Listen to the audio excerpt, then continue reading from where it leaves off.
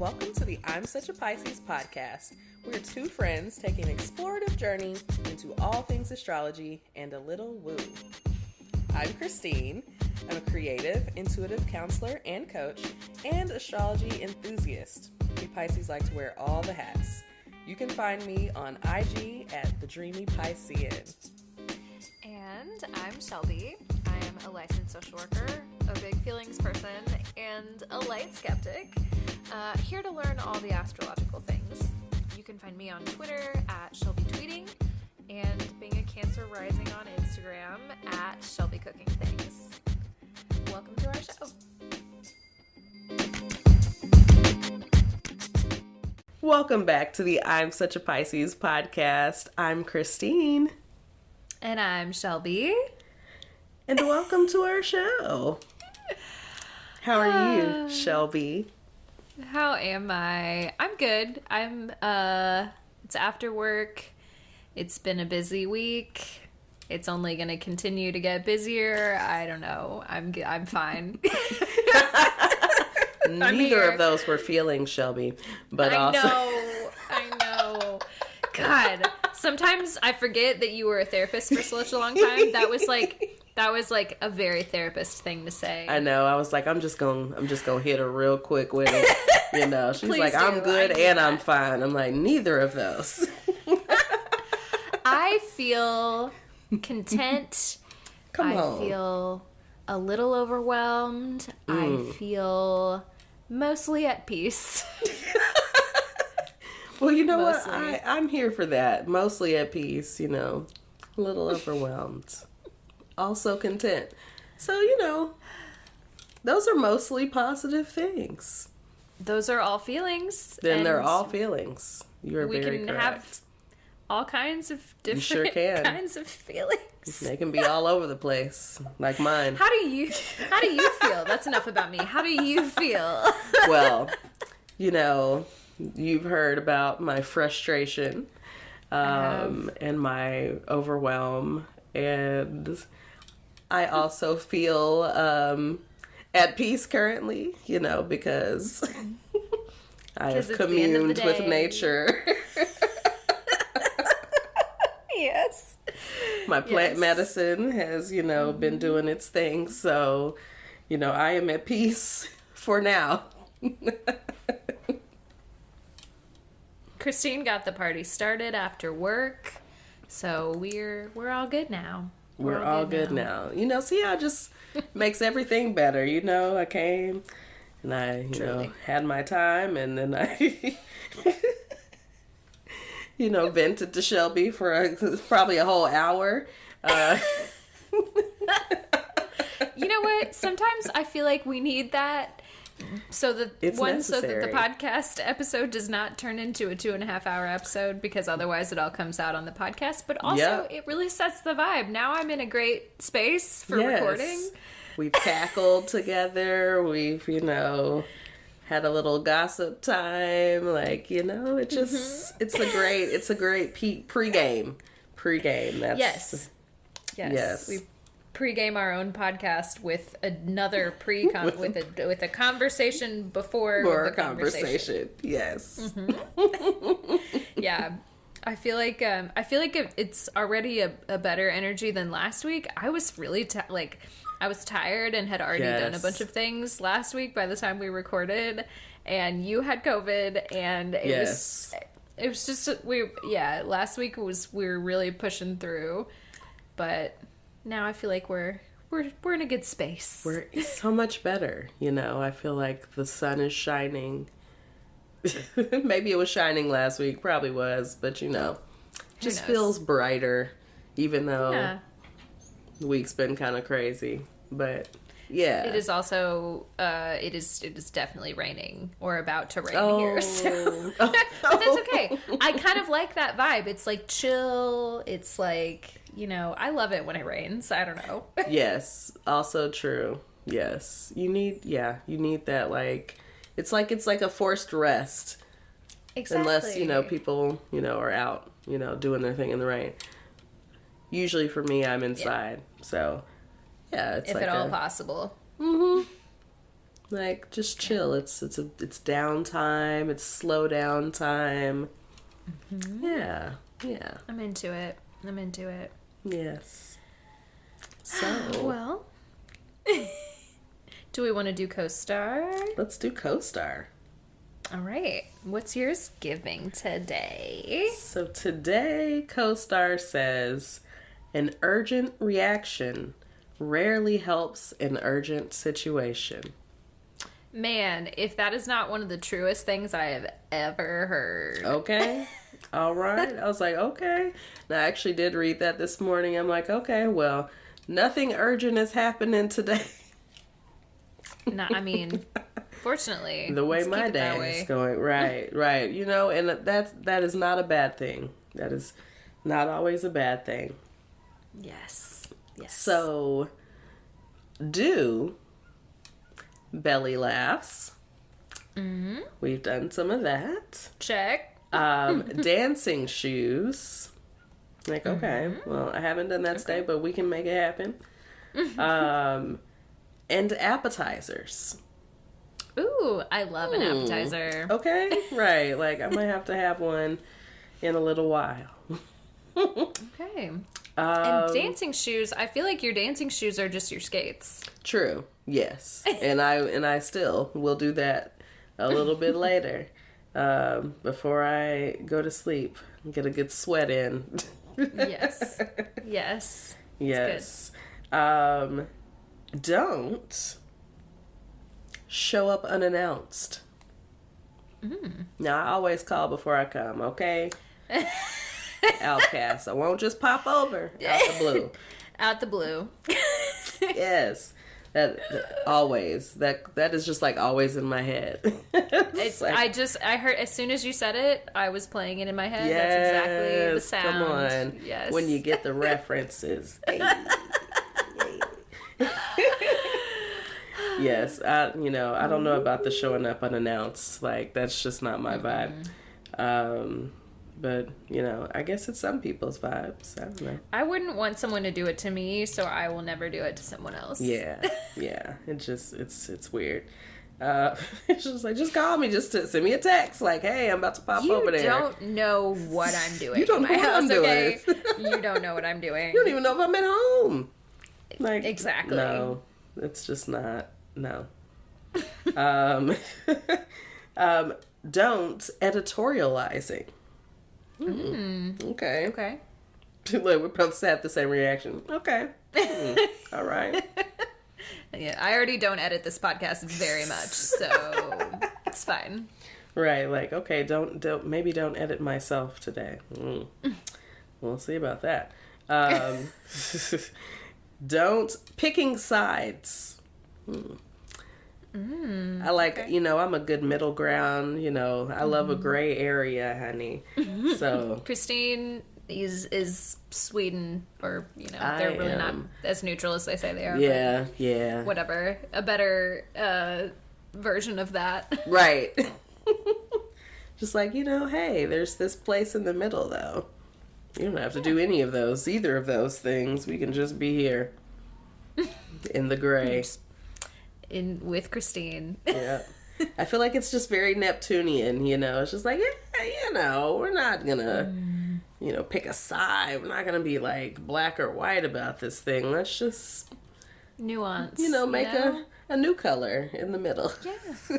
Why not? Blend it all together, Just muddy it up. Yes. It's my vibe. Yeah.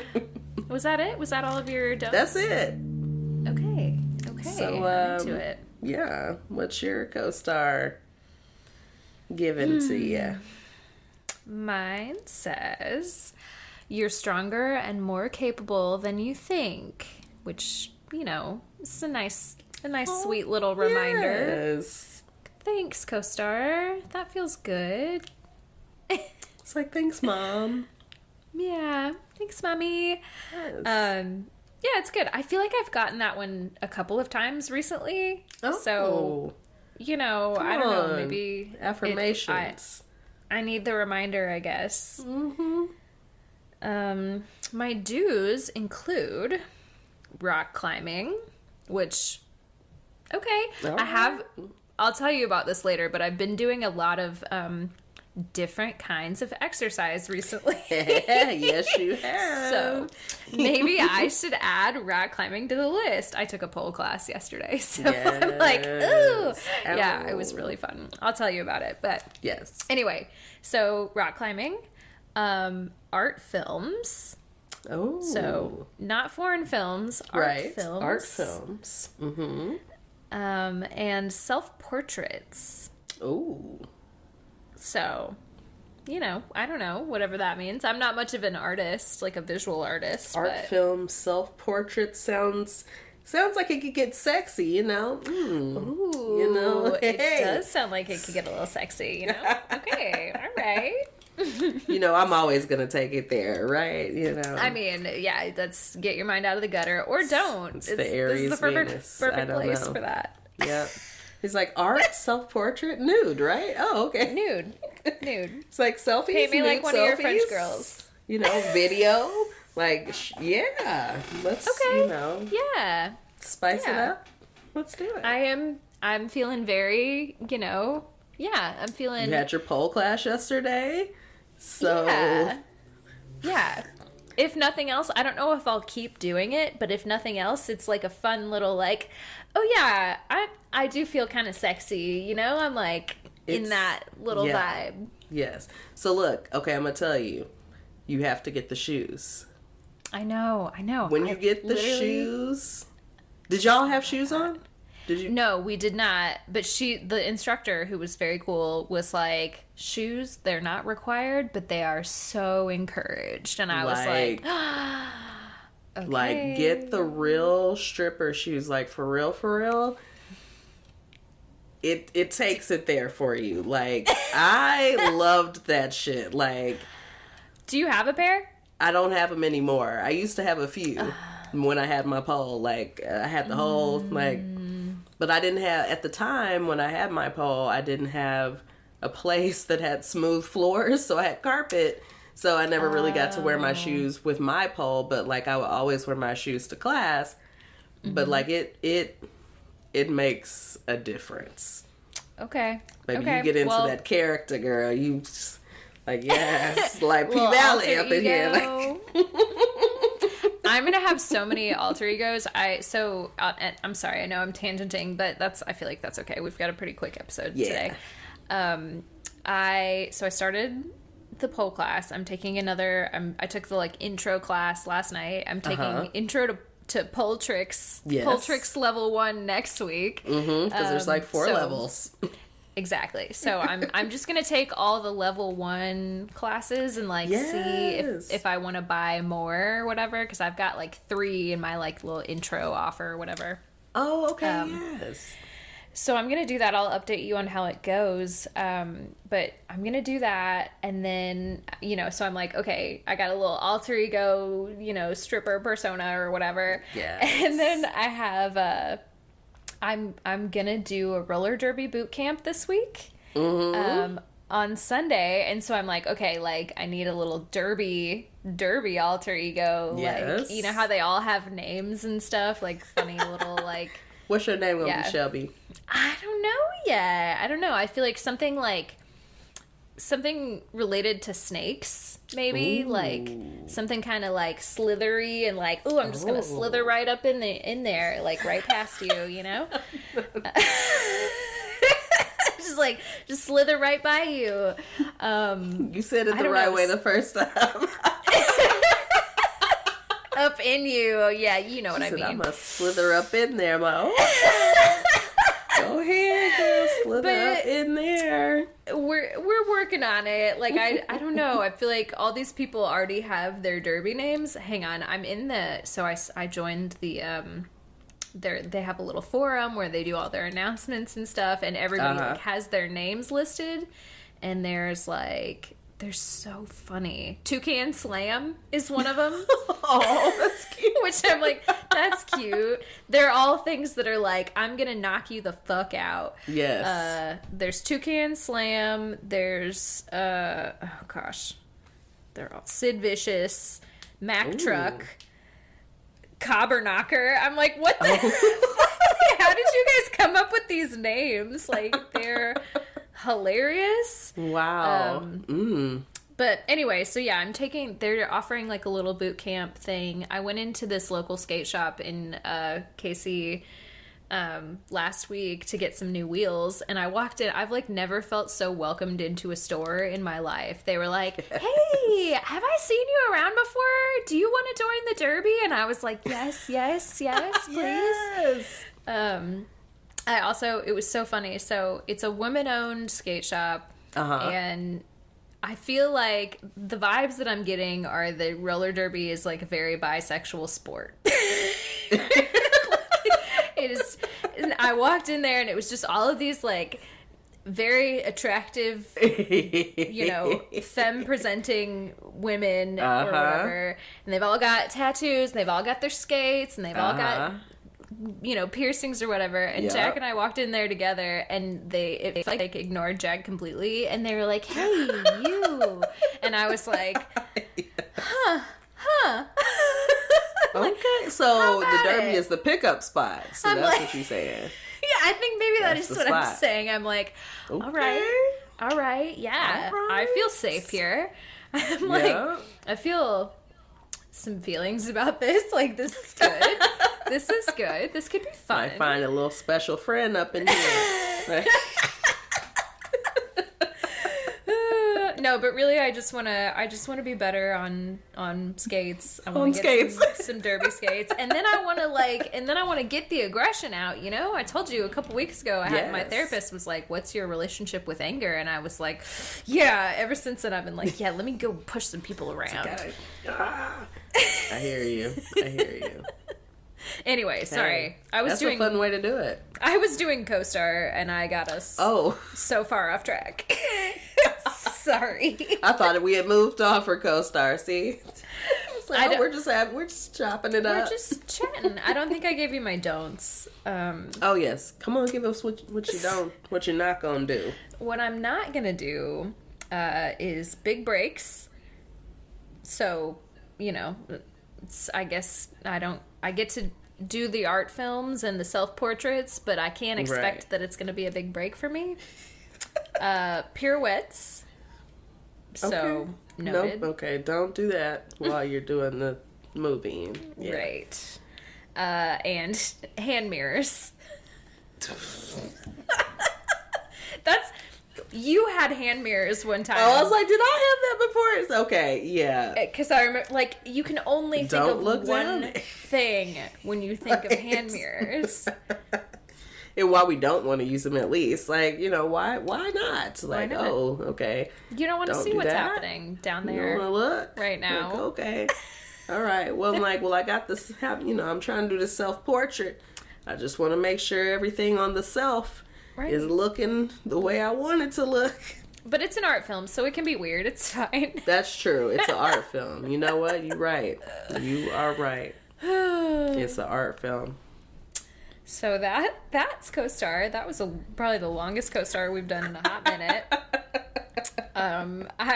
I think maybe we should take a quick break, and then let's take a quick break. We'll jump back in with our relatable content.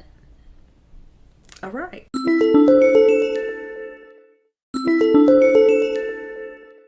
Welcome back to the I'm Such a Pisces podcast. Christine, how you doing? Hey. I'm ready. Great. I'm ready. I love it. Yes. I'll appreciate the energy, the hyped up energy. Okay. So we have some relatable content for you guys today. I feel like the last couple weeks we've only talked about cosmic love, so I pulled a couple other interesting things. Yes. So I will just go through those real quick before we talk about episode 7 of Cosmic Love. But okay, so a few weeks ago we talked about potentially like starting a little segment where we do celebrity birth charts. Yes. And I found a TikTok account where they literally just like give you all of the placements of a specific celebrity in one video. And so I'm trying to think of how to do this. I think what I'm going to do is I'm going to give you the birth chart information, and then I want you to guess what celebrity it is. Oh, God. Oh. Oh, this sounds I'll give you some difficult hints. Now. Okay, okay. I'll give you some hints. Yes, so please it give is me some other references. This person is a musician. Okay. They're very popular. Okay. So think like current top 40. Okay. And it's a woman. Okay. Okay. So that's what I'm going to give you. If you need another hint, I'll give you another hint. Okay. I'm like, ooh, okay. Top 40. I'm like, It's like, this might not be as easy as I think. I think you can get it. It's not too hard. Okay. It also, the video is called Celebrity Birth Charts, or the video series is called Celebrity Birth Charts That Just Make Sense. Okay. All right. So it's gonna make sense. Okay. Right? Okay. So here we go. We've got Aquarius Sun. Okay. We've got Leo Moon.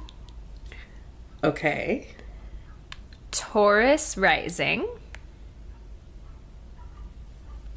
Capricorn Venus. Okay. So think about that one specifically. Think about a Capricorn Venus, somebody who's Venus. on top of it, right? Yeah. Leo Mars. Okay. All right. Aquarius Mercury. Ooh, okay. And then we've got two more. So we've got Capricorn Midheaven. Okay. So they're about the business. And Gemini Lilith. I don't know why. I don't know anything about the Lilith, but they threw that one in there. So yeah, that's an interesting consideration. Because that's all the information we have. Okay. So we got an Aquarian Sun and Mercury, a Leo Moon, and a Leo Mars. Leo? No, never mind. I thought I had some there. I mean, maybe. Nope. Okay. All right. I won't. Okay. And, a Taurus rising. Cap, Venus, and a Cap midheaven. So, okay. I feel like once you know, it's going to make so much sense. Can I have a genre of music? Yeah, absolutely. It's a hip hop kind of. It's rap, hip hop, pop. So think about the rap girlies. Is it? Oh, any guess I'm is cool. overthinking. Oh gosh. Yeah, don't think about it too also, hard. I'm like, ooh, see, I'm an R&B girl, so I'm like, I know when we get into, but it's not. Like, it's not hard. It's really not. Don't think about it too much. Don't think too much. Don't think about it too much. Is it Nikki? Okay, maybe think about it a little more. Think about it more. Okay. A little more than Nikki, the one rap girl. But give me your second guess. What's your you got Nikki, you got...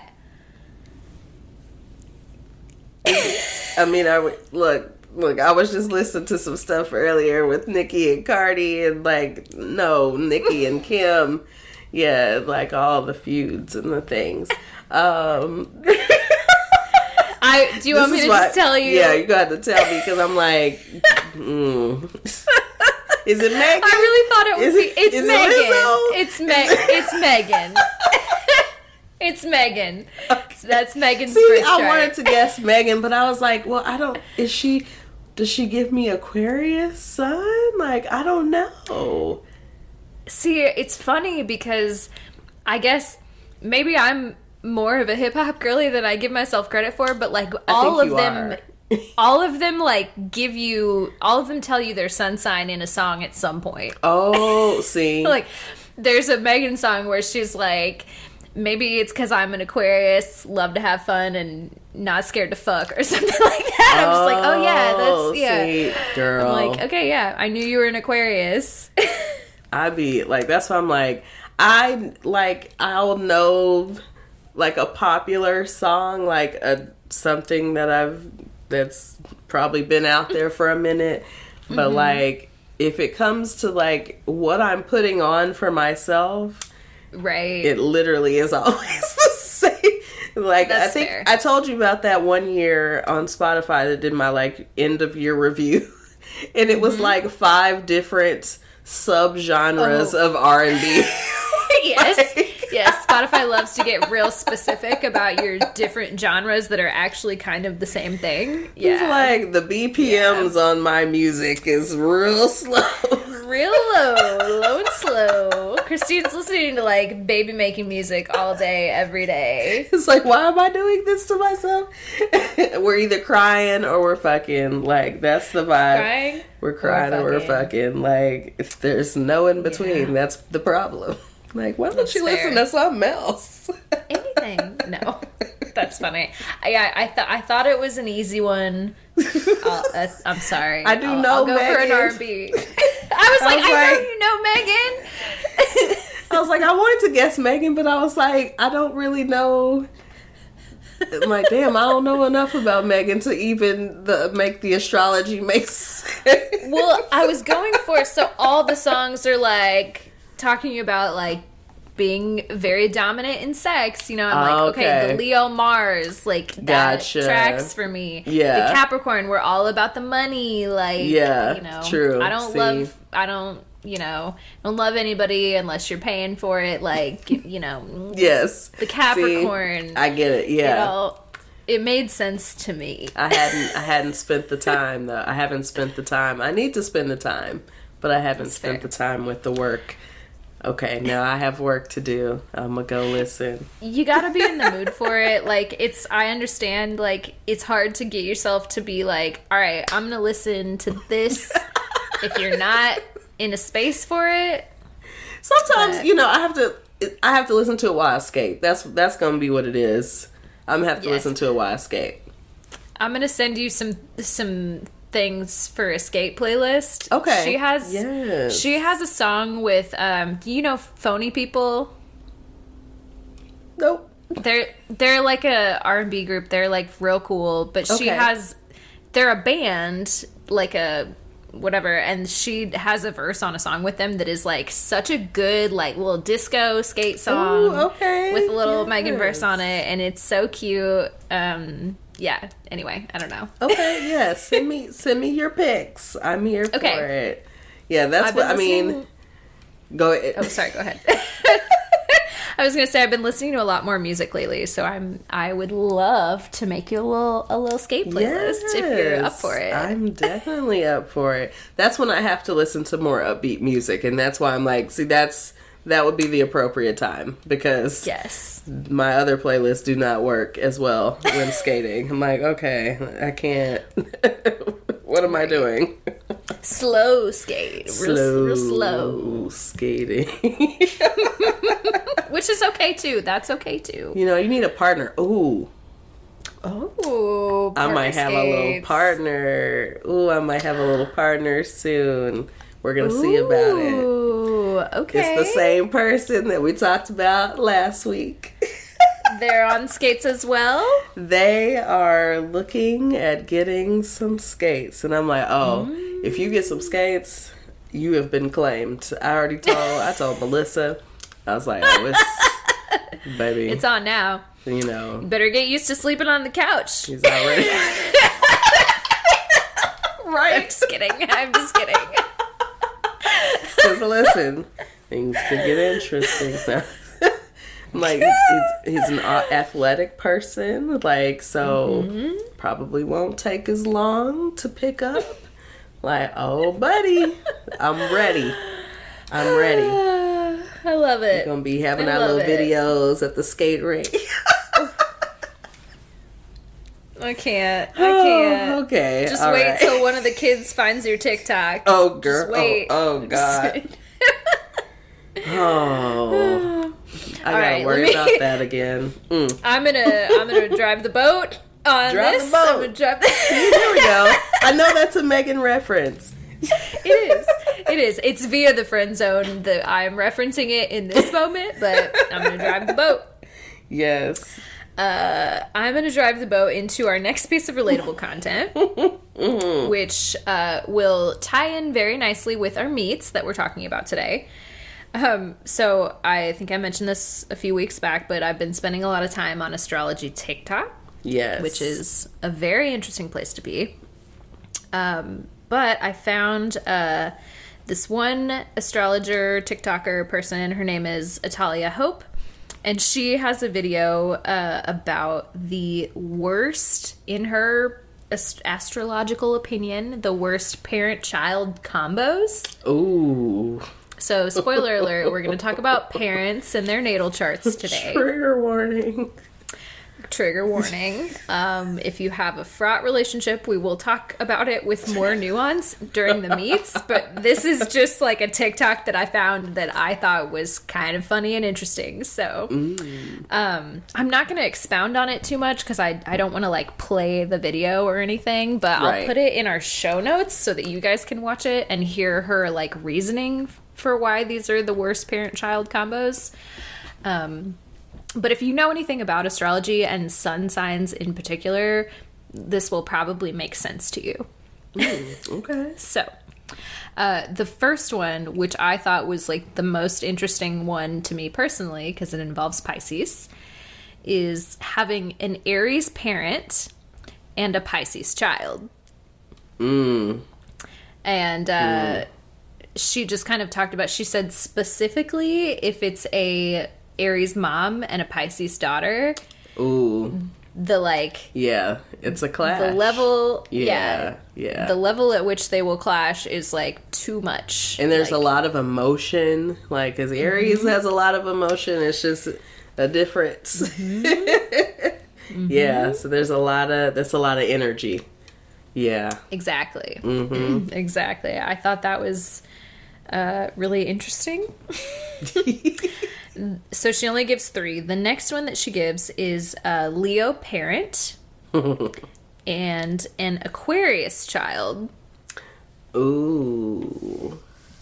So this one, she gave the example of, she said, this gives me the energy of the parent comes in to a party and says, okay, go around, say hello to blah, blah, blah, and, to, tell them how you're doing in school and blah, blah. And the kid's like, no, I want to go home. Yeah. Like, yeah. You're like, fuck this. Yeah. So, yeah, that's relatable. It's definitely giving, like, the parent, like, the child is very embarrassed of the parent is, like, unaware. Like, it gives very much, like, no, just, like, why are you this way? Like, Leo's almost like the popular kid, and it's like, right. And then Aquarius is definitely like the weird but kind of cool artsy kid, whatever. Yep. Yeah. So those, in those tropes, those types don't really blend well. Exactly. And then the last one she gives is a Capricorn parent and a Sagittarius child. Yep, same kind of stuff. Yeah. Cap Yeah. is like, you need to have a plan, and Sag is like, throw it to the winds. Like, I don't care about your plan at all. Chaos. Like, right. Yeah.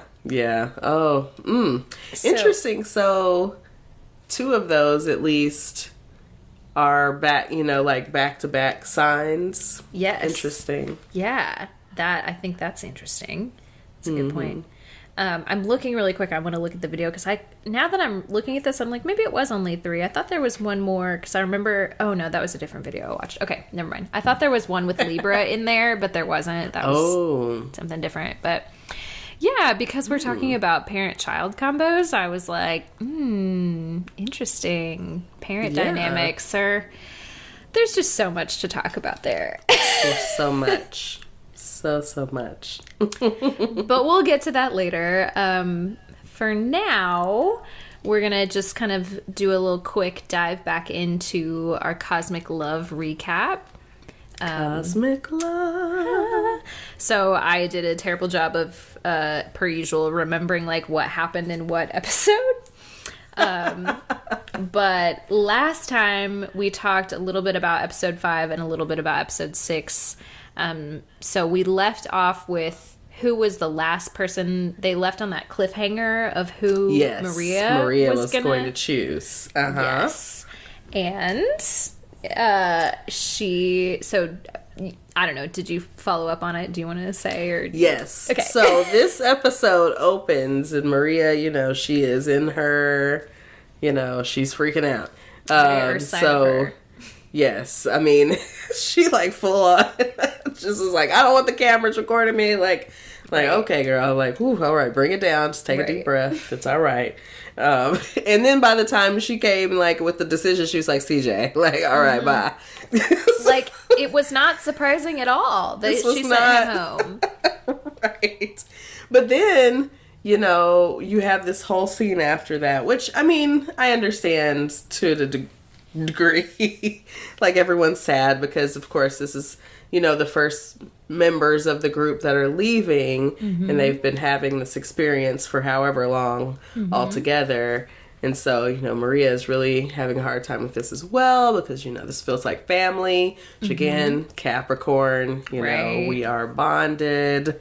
Like, and we can't be cutting off the family. So, like, I mean, she's just very much in her sign. It's so funny to see it. But then, you know, after all of the emotion of the evening, sex is happening. Of course. Are we everybody's surprised? fucking. Like, I mean, and again, like you said, we are really seeing these people having sex. I still cannot get over how weird that is. Like, they are just whoa, right in there. Yeah. This is a really quick side note, but I caught this in this episode, and I don't know that I had realized it before. So she has Chris R, Chris E. She eliminates CJ.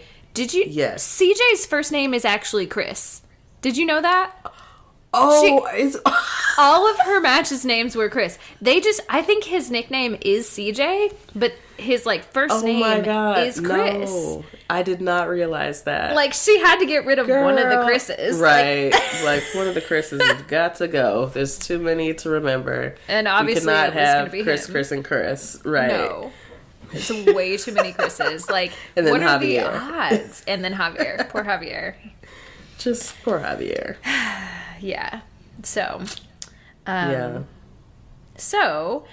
I don't want to jump too far ahead if you have too much, or if you have other stuff to cover, but then we also see them eliminate a second person in this episode, right? Yes. So look, I just refreshed before we started this, but I saw like the first 20 minutes. So I'm like, I think I saw the rest of it earlier. I think that happened. Yeah. I think that is what happened because I just watched episode 7.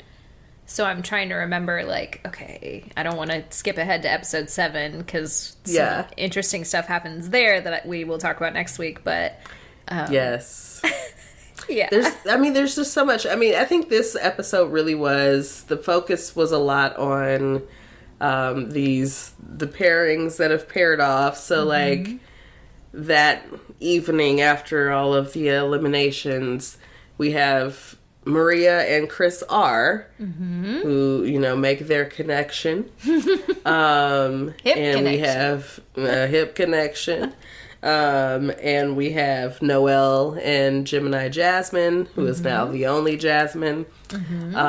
They are making a hip connection. And Noelle says, what was his quote? He said, you know, physical intimacy is very important to me. I was like, okay, says all, you know, Pisces men and everyone, like every man, I don't know. Like, right. Okay, sir, yes. And I just feel like I need to experience this with her to see if we mesh. I'm like, Nick. Yeah. That's where I was like, okay, Noel. All right. I don't know a single man who does not list physical touch as like their main love language. Like, right. It's like, yeah. I'm trying to touch that. Like, I'm like, okay. And again, we see, body moving. Bodies moving. And like, it was just kind of bizarre because it's like, in one way, yes, I'm very used to seeing this on TV in general. Sure. But like in a scripted way. Right. It doesn't. And so like on a reality show, it's just kind of like, oh, okay, we're not putting the cover over us anymore. We're just like, yeah, we're riding. Like, okay. Like, I mean, I kind of don't blame them because I think once you're in there, you have to just kind of forget about the cameras or you just won't do anything. Because if I'm constantly thinking about the fact that there's a camera in the room, I'm going to be pissed. Like, I'm not going to do anything. But I don't know. I also wouldn't go on a reality show. So that's... It's hard to say. I mean, I think it's just like, I think it's the progression to this though also because like, I feel like back in the day on reality shows, like, I mean, everyone just kind of was like, we're just going to put the cover over us completely. Right. And they tried to create their own privacy. And I think maybe we're just in a different space now. People are just like, fuck it. Like, we're just, and they're just like, okay, we're going to show it. Like, all right, well, we're seeing it. I have a real hard time because I can't, and maybe this is like the Cancer in me that I immediately am like, what would your parents say? Like, are your parents gonna watch this? Seriously? Is your grandma gonna watch this? Especially Maria, whose like whole thing is like family. I'm like, yes. You're telling me your whole family is not gonna watch this and see you straight up fucking this dude on TV? Right? On TV. What? It's just kind of wild. It's like, whoa. Because also, like, this is supposed to be, you're meeting your spouse and, like, this is the person you're going to marry. Right. And, so, of course, like, if this actually, hey, we have a Lauren and Cameron moment, right? And, like, a reality couple works out and, like, still going, right? But, like, if we are to create that, wouldn't your family want to see? Wouldn't your family want to see how your love story unfolded? What were their first impressions of this person? Like, I don't know. And, we're not prudes or anything by any means. No, not at all. It's kind of a weird, situation. Yeah, I don't know. And maybe I just care too much about what other people think. Because, the truth is, like, if that's what you want to do, like, who gives a fuck? I'm all for it. Right.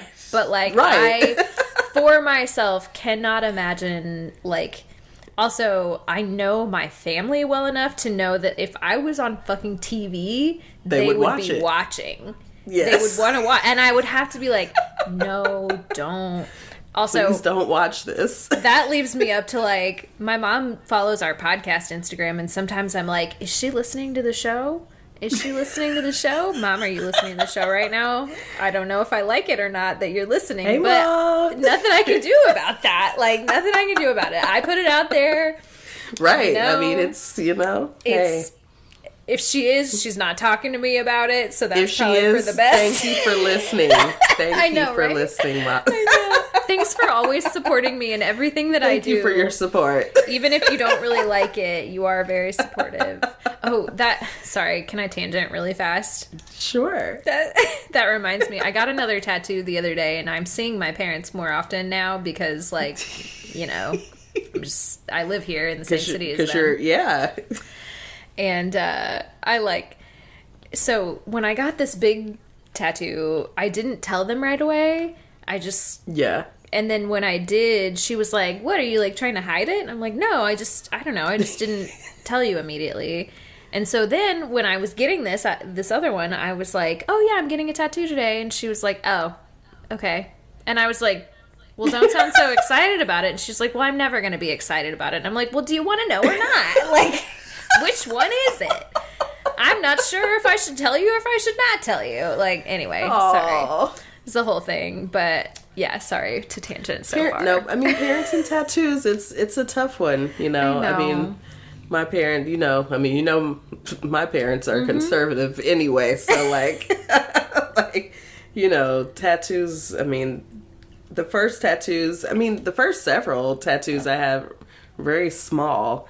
And they just were like, why are you doing this? So, like, do you know what the Bible says about this? I'm like, well, Daddy, you took me to get my ears pierced, so I don't want to hear it. Pew, pew, pew. Shots fired. Shots fired. I was like, it's the same scripture, so that's all I got to say about it. It's like, well, we just gonna keep getting marked up because, Right. It don't matter anymore anyway. They've left me. They've just, they've let these things go. Just like, battles I can't win. Right. Exactly. Yeah, sometimes and I think for a long time I was like so worried about like what they would think or what they would say, and finally I was like, you know what? I'm just going to do the thing that I want to do, and I'm not going to worry about it, and they can feel how they want to feel about it. Yeah. And that's okay. They can have their feelings, everyone gets to have those. But I don't know that I can let that go enough to have sex with someone on a reality show. you know? That's still ingrained pretty deeply. That would be rough. I mean, my only saving grace is if I were to go on a reality show, I know that my family would not watch it because they wouldn't, they just wouldn't. Can't even tolerate. So that, I don't know why I have all these people around me that just cannot tolerate reality TV, and I just love it. But maybe that's your answer. Maybe that's your answer. You're rebelling. Right. So I would at least know that I wouldn't have to really worry that they would watch it. Right. Right. But they would find out about it. Yeah. They would definitely find out. Someone, like you said, someone's always watching. What did you say? Someone's always watching. The people in the church. The people in the church. Maybe you said that off mic. Maybe that was not. I thought I was doing a callback, but I don't think Oh, that's I right. was. It was a callback to off mic. Yeah. That was in the pregame conversation. Yes. Someone's always watching. Somebody's always watching, but that's, it's true. And, the church folk are always watching. It doesn't matter if you're not in the church anymore. They still watching you. Still watching. And still reporting. Mm-hmm. It's like, you can stop reporting. Snitches. You can stop. It doesn't matter anymore.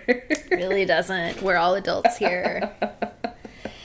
Anyway, okay. Anyways, right. Anything else? Yes, cosmic love. That's what we were I'm like, what were we talking about? Sorry, y'all. We're just in a vibe. We're in a flow. It's one of those episodes. I feel like we've been really good about having short episodes, and I was like, this one will be short. We have time for tangents. Now it's going to be like a 3-hour episode, and I don't... Whatever. It'll be, you'll be entertained, I hope, at least. I can only hope. I can only hope. All right, so we'll wrap up the cosmic love. So basically, everyone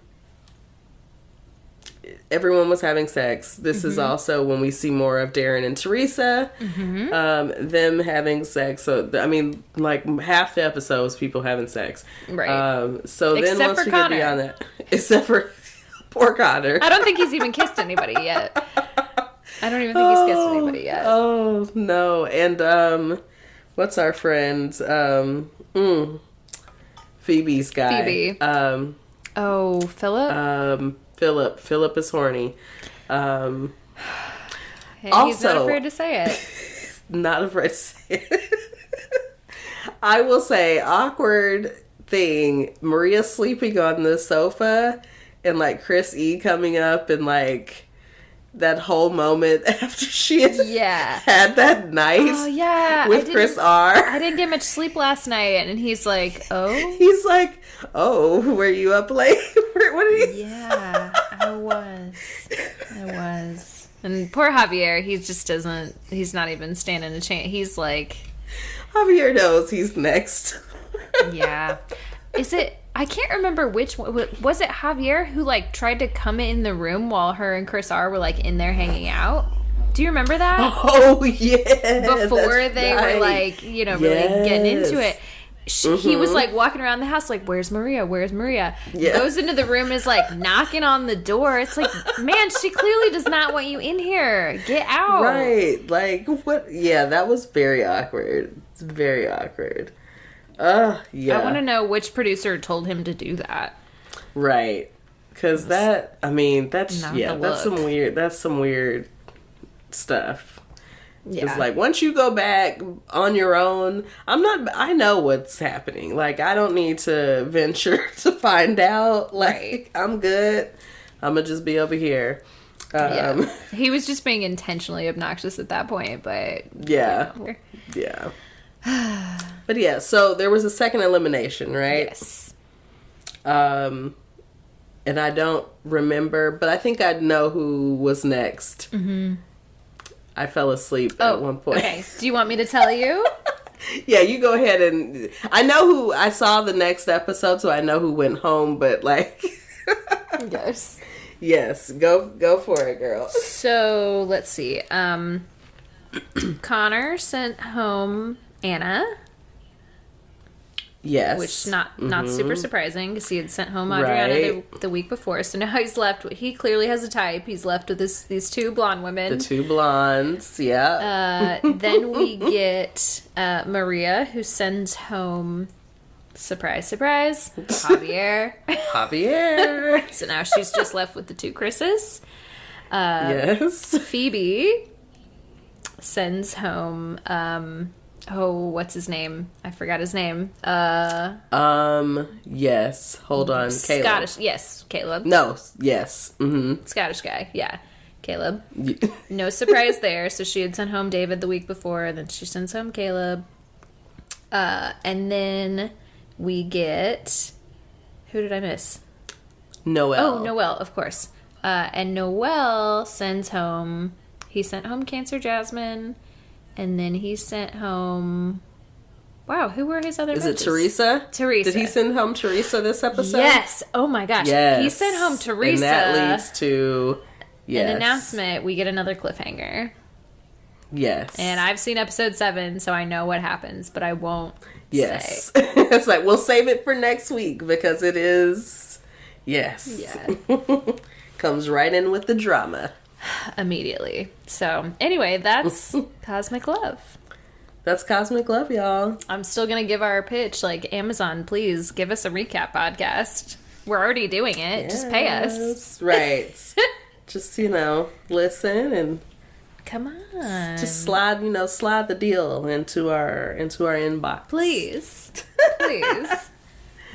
Oh. All right. Well, I think we need another quick break. Quick break. And we will be right back with our meets. After these messages. Welcome back to the I'm Such a Pisces podcast. We are here to give you the meets. The meets. And I'm in charge of this week's episode, which means it's going to be short and probably not as thoroughly researched. It's gonna be short. It's like... No, I said that, and then I do think this will spark a lot of really interesting discussion, so I'm curious about where it goes. And it has the potential to be kind of a heavier topic, but I don't know. I'm going to try to keep it a little lighter today. Just keep it light and fresh. Yes, exactly. So, as I mentioned earlier, we are getting into parental placements. And so we're going to be exploring our parents' birth charts a little bit. And we'll talk a little bit about what that entails and like why it's important to look at and all that good stuff. Yes. Okay.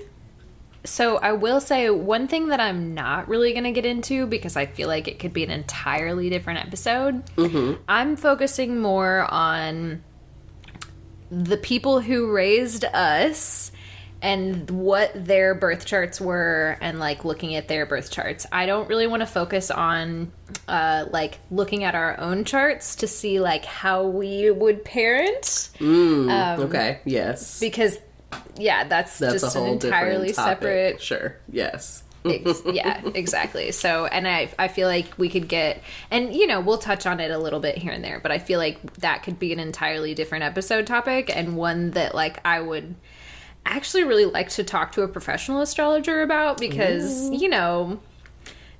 I'm at the age where everyone's like, when are you gonna have a baby? And I'm just like, I don't know. I don't know. Girl, so people at my age love. are still like, I don't know.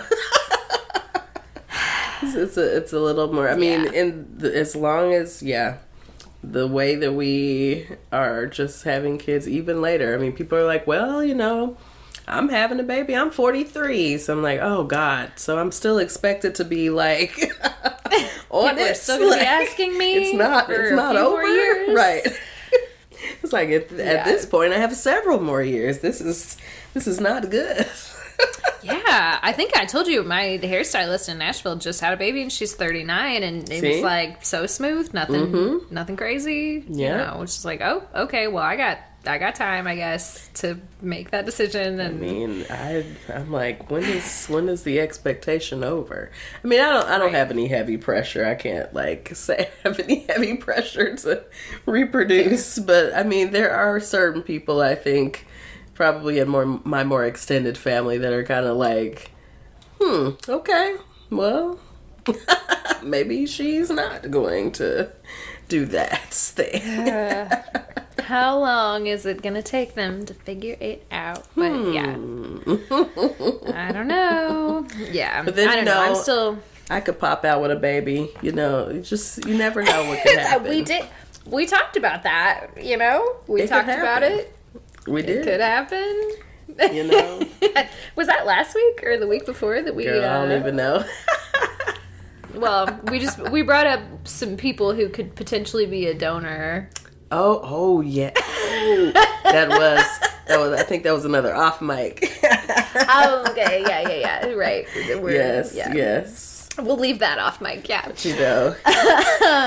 if you know me, you might have heard my Handmaid's Tale style theory of reproducing. God. But anyways, Handmaid's Tale style. Yes. Ew. I can't. So we can all be present.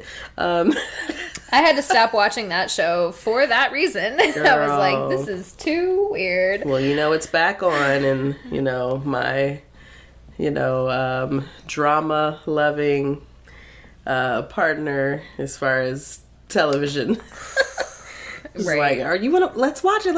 I'm like, oh, do we have to? I can't. I'm already angry. I'm just like, I'm already mad at June. I'm just like, girl, you get on my nerves. That's what I now. keep hearing. I stopped a long time ago, but people just get like progressively more upset with her, and I'm like, it doesn't really sound fun to me. So it's it's just like. Yeah. Anyways, we won't go down that rabbit hole. Yeah. I'll stay out of it. Anyway, so let's talk about parents. Let's talk about them. So today I'm just gonna generally be answering the question like, how do our parents' natal charts affect our astrology, and like what should we look at? And y'all know by now, like I am. Neither one of us are experts, but I'm like less of an expert, like less of a not. I'm so far away from expert. Christine is like on the verge, like she knows things. Right. I know some things, yes. Right. So yeah, take everything I'm about to say with a grain of salt. But like, I think there's so many interpretations of like what to look at and like that kind of thing. So I'm just going to kind of give a little overview, and we'll talk about a few things a little more in depth. Okay. But I got some, so I listened to a couple of podcast episodes. Shout out to these other astrology podcasts. I feel like we are in community, even though they probably have a lot more listeners than we do. But I listened to this one called the Egoist podcast, and they had a really good episode about astrology and parenting that I got a lot of information from. And then I got another one called the Astrology Hotline podcast, which was pretty interesting, talking about second Saturn returns and the astrology of parents, which was pretty fun and interesting. So I would check out both of those if you're interested in learning more and learning things from people who probably really know what they're talking about. And then I found some good articles and stuff, and I'll link those in our show notes if you guys want to read about that kind of stuff. But essentially, in answering the question of, how do our parents' natal charts affect our astrology, I got a quote from one of the articles that said, your entire life obviously exists within your chart, including everyone you know and everyone you will know. So, duh, your parents are in there, right? Yes. So another thing that I kind of just generally read about is just that especially as an adult child of someone who raised you or helped to raise you, knowing your parents' birth chart can really help to kind of take the edge off of that sometimes tense relationship. Mm-hmm. So some people have really great relationships with their parents. Sometimes there's a little bit more of a tense interaction between those people, just, and sometimes reading into your parents' birth charts can really help you understand why they are the way they are, the same way with, you get that sense of self-understanding from reading your own. Absolutely. But our parents, and, when I say parents, and I'm going to touch on this a little bit later on, but when I say parents, I mean, your caregivers, the people who, raised you, right? It doesn't necessarily have to be a biological parent.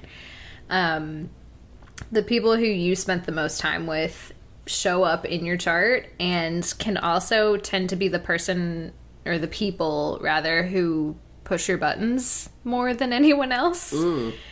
And vice versa. I think, I feel like whether we mean to or not are also the people that push the buttons of the people who, raised us. Because I think people have caregivers have a hard time letting go of the idea that you are your own individual person. Absolutely. Yeah. I think, I can speak for at least women. The mindset of a mother of I literally went through this full process of birthing you and this full connection. I grew you in my body, so you are an extension of me, and it's yes and no. Yeah. At some point it does, there is a break of sorts. Right. Yeah, no, it is hard for them to imagine that you are a whole human. And it's hard for me to put myself in those shoes because I have not gone through that process, and I know that that's a whole thing, but yeah, absolutely.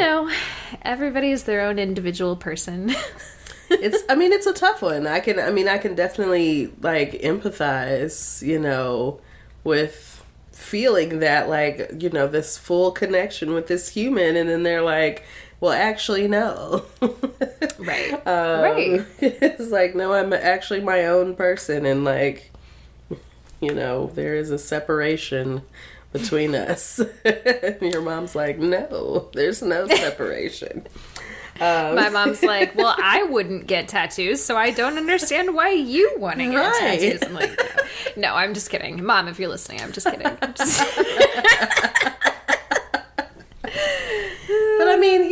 there's something to it. There's something to that. So, yeah. It's understandable. Yeah, and I think the thing that this person on this one podcast was talking about is just that, there are certain things that, sometimes we're really adamant on fighting about this. It all kind of usually comes back to the same thing that you're arguing about, more or less, and that can really change perspective once you realize that just like we are our own individual people, parents are also, they're literally just people who happen to have a child. Yep. And they're on their own astrological journey. They're true. Doing their own thing. So anyway, I know especially for a lot of like our parents or generation, a lot of them don't have their birth times and their birth, their full birth information. So that can make it a little bit more difficult.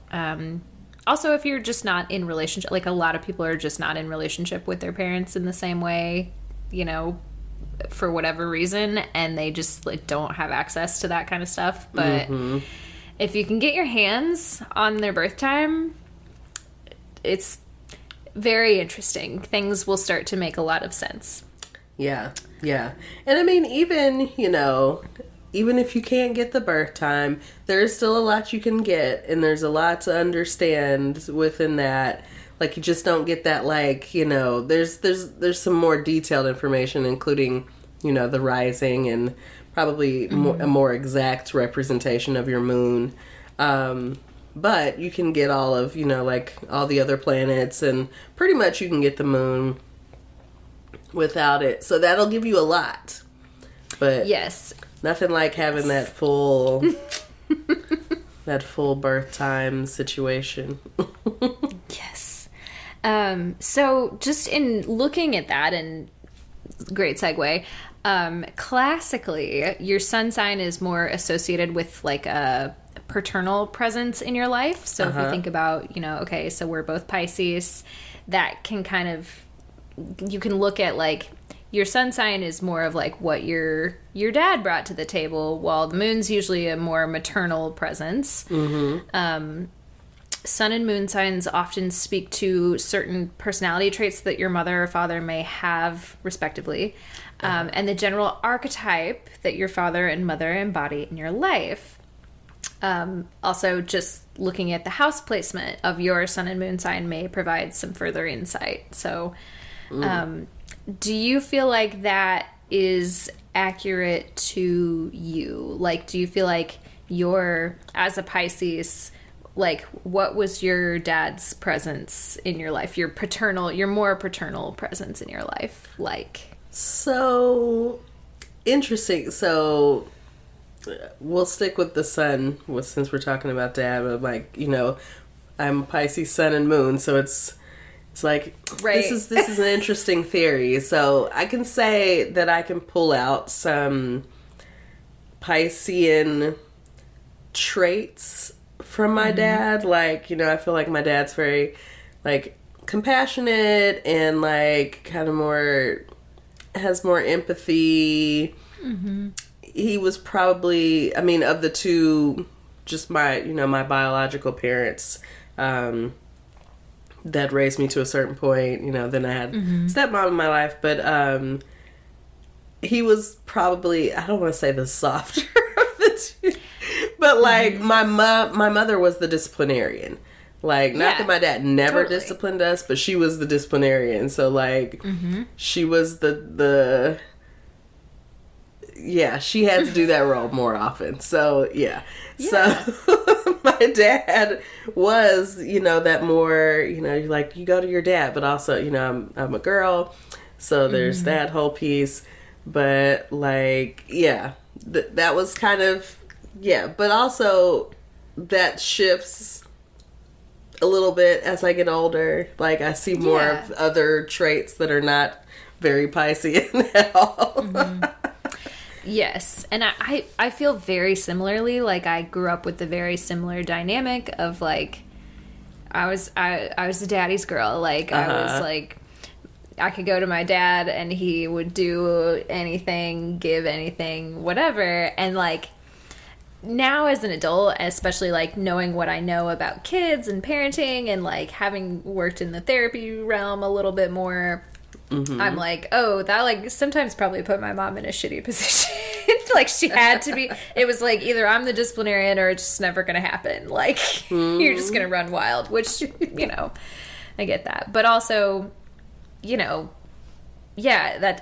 interesting with your sun and moon. And I always forget that your sun and moon are the same. Yeah. And I feel like it resonates with me a little bit more just because of the Gemini moon, like, having that as a presence, like, it kind of makes sense for me. But I don't know.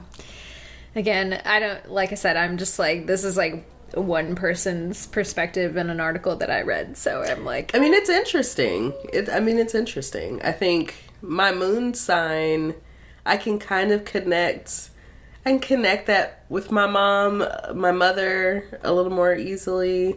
Like water sign energy. She was a Scorpio. And some of that like more creative stuff like comes out there. And that's that very much connects moon as well. And so that kind of makes sense to me. So I'm like, I can pull the traits out, but it's interesting to think of in that way, because I'm like, yeah, my dad generally, you wouldn't say like Pisces energy at all. Right. But you know, for a long time I was like, I mean, I couldn't really gather the Sag piece with my dad, which is interesting still. I would say like, I would think he would be a Capricorn. He's very, See? yeah. And so I think there's some in his chart. I just can't remember where. But also I think maybe there's not. Maybe it's like Virgo. Because all of my parents have some like Virgo. There's like multiple placements of Virgo. And I was like, this shit. Man. There's something there. Right? There's got to be something there. I'm like, why is this happening to me? So that's a great question to ask. Why is this happening to me? Yes. This kind of unrelated, because I know this isn't how you meant it, but one of the other things that I looked up and saw is that, you know, a lot of times if you have any planets in the 12th house, hi Keith! Keith has made himself known. Hi Keith! Yes. Continue. He's so cute. Sorry. I had to say hi. So I'm curious as to whether or not you have any planets in the 12th house. Because the 12th house a lot of times indicates that there is some family pattern that is like a problem within the family. A generational curse. Generational curse, inherited trauma, etc., etc., etc. Well... yeah. As you know, or may remember, I have a 12th house stellium. So not only are there planets there are several. There's many. That's many. Yeah, I think I have 3 or 4 Chirons in there, I think, hanging out. But I know I have Venus, Mars. I think Venus, Mercury, and Mars. No, Mars is not Mars. No? Anyway, yeah, I think maybe all 3 of them. I think all 3 of them are in the 12th house. So. Yes. So I know I'm not telling you anything you don't already know, but yeah, as you know, planets tucked away in the 12th house can indicate a problem in the family that happened to a parent or another relative, which you may have inherited. If you're not conscious of this pattern, it can become a self-undoing. But if you heal it, you heal everyone in your line of people. You know, well, see, Chiron is hanging out in the 12th house, so maybe this is it. This is where it ends. The curse ends with me. I mean, so I don't know. There's a lot of places to look generally, and I kept kind of coming across this idea of like, as with everything in life and astrology, like, is it nature? Is it nurture? Like, is everything, you know? And a lot of the like parent kind of astrology focused people are like, I don't do predictive astrology. Like, I'm not going to tell you that your kid is like going to do this XYZ, right? Yeah. But I am going to tell you, like, okay, well, your chart indicates this or that, or, you know, it just... Sorry, I'm, like, having a hard time, like, connecting this line of thought. I'm doing a very Piscean, like, meandering here, but... But, like, there's a lot to look at. Anyway, all right. So I'm going to move on to my next point.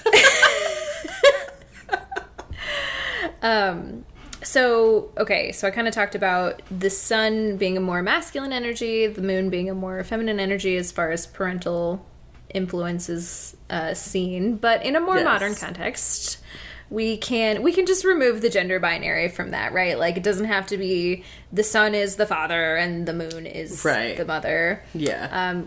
We can just remove that from our equation, and we can see the sun more as representing the more visible or external parent, the parent who might be a little more career oriented, perhaps. And the moon representing the more nurturing parent, because we know, like, the moon, Cancer, like, that's generally associated with nurturing, etc., etc. Very true. Similarly, for someone who doesn't have either one or both of their parents in their life, their sun and moon signs, I kind of said this earlier, but their sun and moon signs would symbolize the type of guidance and care that they received or lack thereof from their primary caregivers, whoever that may have been.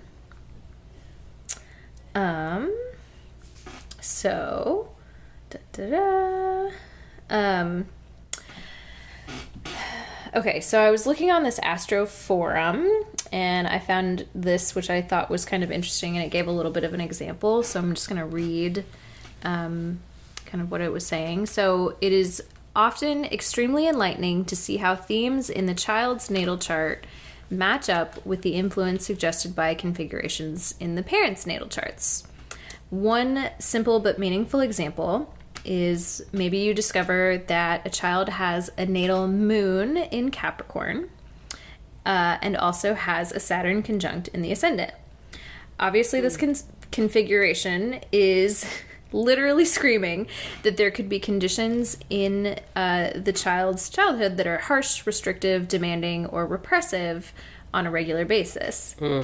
We would want to look at the natal chart of one or more or one or both of the parents to see what aspects, if any, their Saturn and Mars might form aspects to personal planets in the child's chart.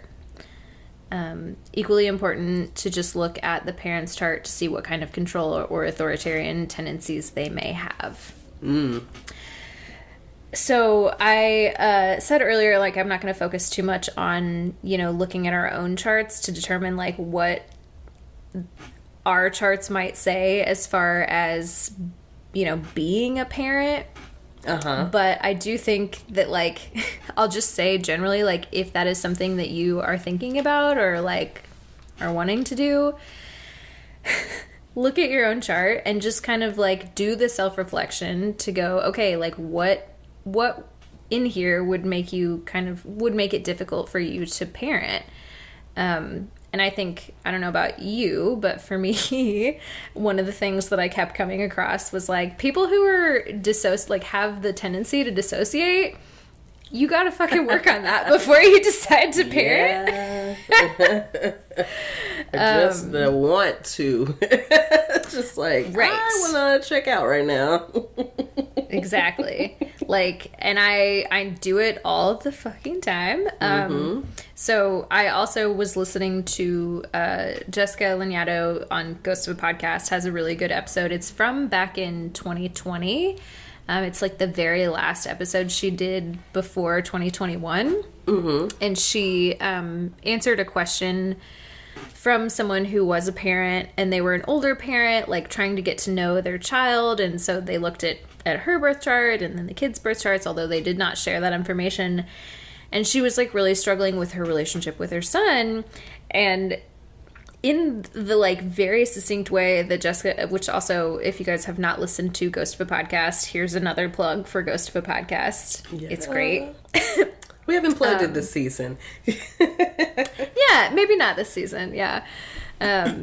But she has this really wonderful way of, like, telling people exactly what it is, and also, like, being really kind about it and, like, offering perspective. But she kind of read this woman to filth, like, about the question that she asked. And she mentioned that, like, okay, so this woman had a Neptune-Mars conjunction that, like, really was doing a lot of, you know, making this woman kind of, or giving this woman the tendency to dissociate.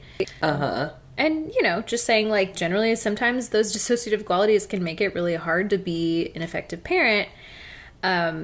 But this woman was kind of asking a question about, like, why her son didn't want to have a relationship with her. And she was like, your answer isn't the question. Like, you have to check in on the stories that you're telling about the people in your life. And, you know, just make sure that you're an accurate narrator. And in this situation, it, you know, kind of seems like maybe you might not be the most accurate narrator. Which is, yeah, goes back to the conversation we had about that a couple weeks ago, I think. But, yeah, just having that self-awareness is pretty important. You gotta question yourself, you know? You gotta, you check in on those narratives. Like, let me just think about this in a different way. Just every once in a while. Right. Exactly. You know, journaling, again, my favorite thing. I really got to get in the habit of doing it more often, because I feel like I'll just really...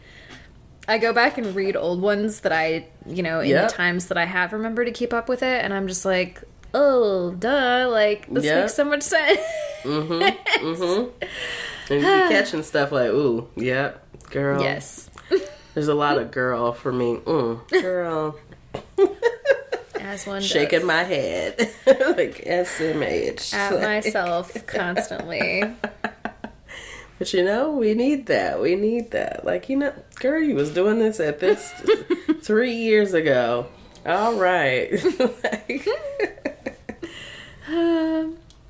Okay, so one other just thing that I found in kind of other places to look in your chart or in your parents' charts, if you have access to that, is so it's often quoted that the shaping parent, shaping in quotes, or the one who kind of most prepares or conditions children for the outer world is indicated by your 10th house complex.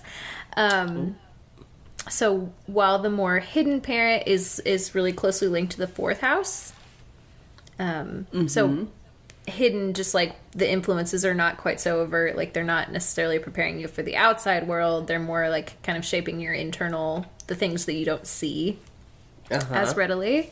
It's like your emotions, like the moon. Exactly. Exactly. See how it all connects. Yes. So some texts state that your father is kind of the 4th house because despite natural links to the feminine kind of maternal 4th sign of Cancer, this house is also associated with where we've come from. So this article said the father's seed, which I was like, that's gross. I don't want to think about that. But that's just how that's not what they meant. I just like have a 12-year-old brain. But yeah, like the father's, the family name and that kind of thing. Yeah. So it's an interesting perspective on it too. Yeah, again, like it was kind of hard for me to find definitive information because it's like everyone is just interpreting this so differently. It kind of just depends on who you're talking to. It's an art, not, you know, it is a science, but it's also an art just in how you're reading and interpreting. But yeah. So that's most of the actual content, but I also found just like a for funsies list of just kind of like an archetype type of parent that you are based on your sun sign. So I thought we could read through it and it could be fun. Yeah. So think about your own parents in this, and I don't know if I said this earlier, but I'm sure I've said it on the podcast before. So my dad is a Leo. And he is such a classic Leo. Like, he very much is, like, the popular kid. I think people frequently think that my dad is cooler than me. And they might be right. And then my mom is a Scorpio, water sign. Very, like, mysterious. Kind of, sort of. So I'm just reading through this with both of them in mind. Yes. And then your dad, you said, is a Sag, right? Yes, my dad is a Sag. My biological mother is Scorpio, and my stepmom is a Libra. Libra. Okay, I don't know if I knew that. Yeah, her and Melissa. Melissa gets very irritated when I tell her that she is doing something that reminds me of my mom. I mean, she's like, I am not. I'm like, I'm sorry, but it's the Libra. It's the Libra. Honestly, I love my mom so much. I think she's a very cool person. I love talking to her. But there is nothing more triggering than when Jack says, "You're doing a real Becky Nace thing right now." And I'm like, oh no. Oh no. It just, I'm like, ooh, you're having one of those moments. Yeah.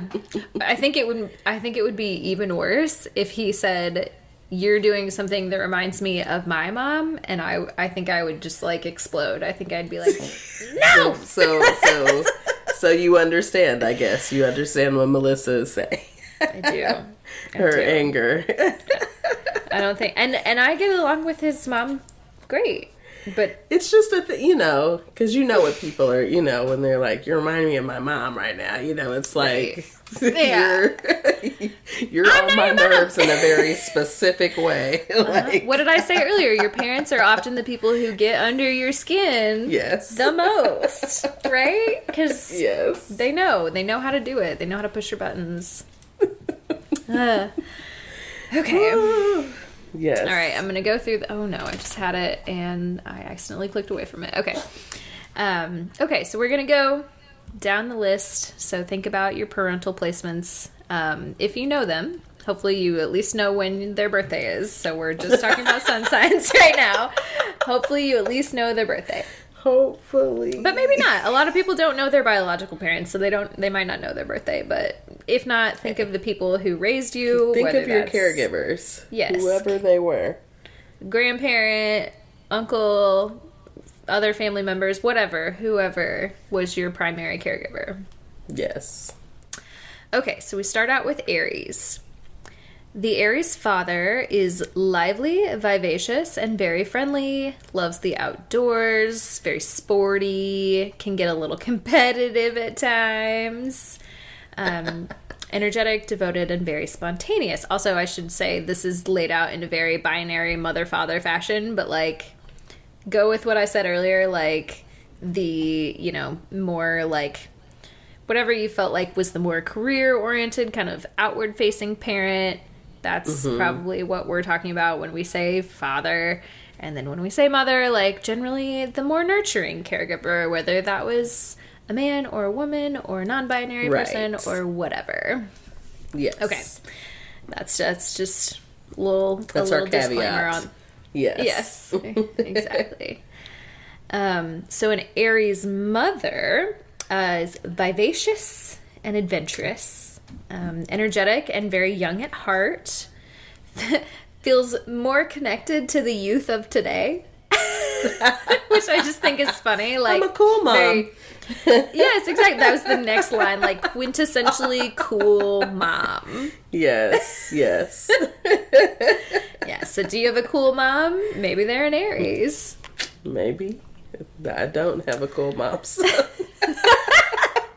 I have a cool mom, but she's no not an shade. Aries. Yeah, not cool in that way. Yeah, no. Right. Cool means different things to different people, but like, yeah. In this context, we're talking like, I'm a cool mom. Like, yeah. Definitely not. Like, she's not in touch with the youth in that way. The youth of today. No. Continue. Okay, so then we've got Taurus. So the Taurus dad is very practical, very down to earth, loves the finer things in life, humble, patient, likes spending time outdoors, of course has a flair for luxurious things, but is generally a very devoted dad. Taurus moms also have a flair for the finer things in life, usually having impeccable taste, very classy, loves to splurge, and show off, but is also a little subtle about showing off, right? They're doing it, but they're not like right in your face with it. So yeah. They're also very passionate, and sometimes that manifests into being kind of controlling. Yep. Yeah. Taurus, I mean, possessive a little bit, just a little. Just a little it's bit. A thing. Yeah. That all very much, it made me think of a guy friend of mine who's not a father yet, but wants very much to be one. And just, like those things definitely describe how I would see him as a dad. Like very kind of a little more on the traditional side too, just like very practical, but very devoted, like very much, present and in the game. Yeah. I'm into it. That's good. All right, so Gemini dads are always open for a heart-to-heart conversation with their kids. They love to learn new things and be a problem solver in the family. They're also, intelligent, intellectual, and love to show off your newly gained knowledge. Gemini dads are often cool, funny dads. Gemini moms are chatty and funny, really usually full of life. Dynamic personality, very nurturing heart. They're overall like very happy and friendly with their children. But sometimes they might unintentionally disrupt their child's sense of space. So just something to keep in mind.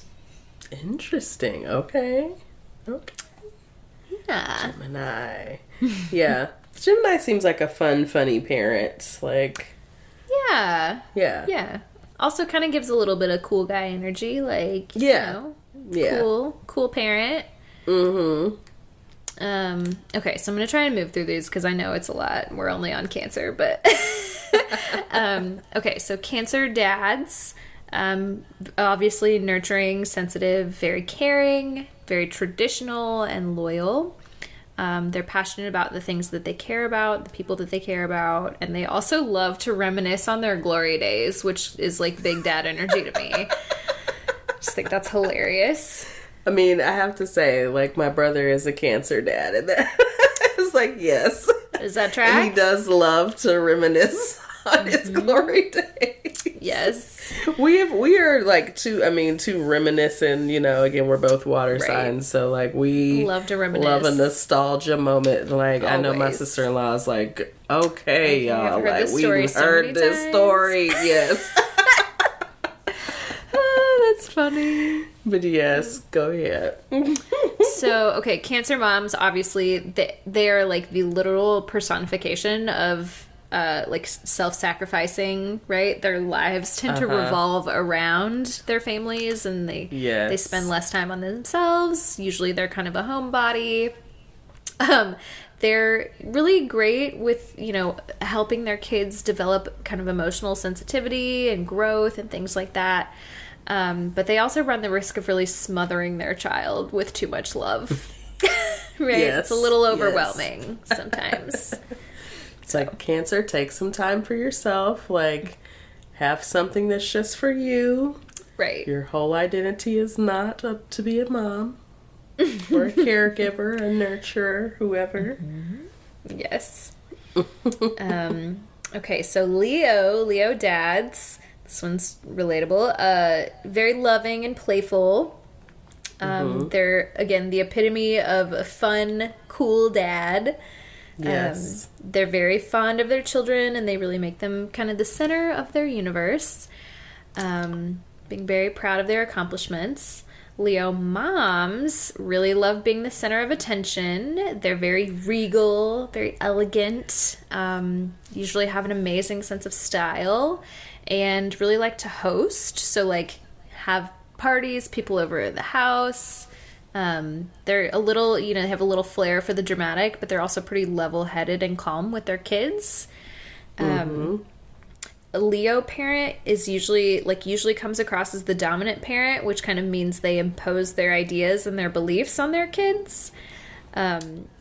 You provide all of your love and care to your children since you're very indulgent, but you also have a tendency to spoil your kids with gifts and too much pampering. Which, yeah, I feel like my dad was always like, what do you want? What do you want? What do you need? Can I get it for you? Like, I'm just like, okay, yeah. And then my mom would have to be like, stop doing that. See, I feel like I see some of that, like my grandfather is a Leo, and like, you know, part of that is like, you know, he was the big, you know, pastor of his church, you know, back in this dynamic preacher back in the day, whatever, but like also very doting on, you know, especially the grandkids, like, I mean, you know, grandchildren, but like, of course, you know, what do you need? I mean, even I was just sick, you know, last week, and he's like, does she need anything? I'm like, I'm good, granddaddy, like, like I'm okay. That's really sweet. Yeah, so like, just, you know, still very doting. Yes. My dad is also big, like, he's like it kind of gives, he is very much a Leo, but sometimes I wonder if he's like got a little like a Cancer moon or something, because he's always like, can I feed you? Can I give you food? Like, have you eaten anything? Like, he's big on that. But yeah, it's like, no, I'm cool. I got it. Thank you. Right. It's like, thank you. Yes. I appreciate that. Like, you know, you're in a whole other state. It's nice. All right, so moving on to Virgos. Virgo dads are serious. Surprise, surprise, they're very serious. Organized and very practical. Usually a creature of habit, which makes them very loyal and traditional in their outlook. Very sure of themselves and stick to the things that they like. Virgo mothers are very matter of fact and practical. A little bit perfectionist. They really want things to be clean and organized. They're constantly on the run, looking after their careers and family, and they usually do a pretty good job of balancing both. Virgo parents always are pushing their kids towards achieving perfectionism. No surprise there. But they're selfless and organized, and you know, overall these qualities make you a pretty good parent. I'm just going to let you breathe through that one, and we're going to move right on. Because listen, remember, when both of your parents are Virgos, and you are a Virgo. Imagine. I can't even imagine. Too much. Yeah. So yeah, what about Libra? Okay, so Libra fathers are easygoing and indulgent. They're smart multitaskers and good entertainers, very liberal with their kids and give them plenty of space to grow and prosper. But they enjoy providing for their family. Libra moms are happy with the littlest of gestures. They value all things aesthetic and have an eye for beauty. Very stylish, love to surround themselves with a pleasing and harmonious environment, and that keeps family as top priority. As a parent, they use their diplomatic skills to negotiate with their kids, while like being able to mediate really well between if you have multiple kids. They're very much the peacemaker and kind of avoid unnecessary arguments. So they're great at managing their relationships, but they can also be a little too lax at times, to the point where your kids can take advantage of you. So, you know, watch out for that, I guess. Or maybe you're the child of a Libra parent. Maybe you've seen yourself do that before. I don't know. Right. Like, because I'm like, you know, some of that in there is like, some of that is like, oh yeah, that's my stepmom. And then some of it's like, no, like the lax part. So that might be some other stuff creeping in, because she don't let up. Like, you gotta look at the chart. If you got the info, look at the whole laxness. Like, but right. Yeah, there's definitely like, I think she generally in the family is probably a peacemaker, and like, you know, I mean, she's very like, you know, like Libra, like, you know, fairness and like wants things to be right or whatnot, like, she broke my habit of like, you know, I used to be very much a silent treatment person. Oh, like, yeah. Like, I'm definitely icing you out. Like, that, let me tell you, that's a Scorpio mom thing. That is a Scorpio mom thing. That is where I learned that shit, okay? See? Yes. So, well, we got it honest then. 'Cause I was a cold one back in the day. Like, like that wall comes up and then it's up.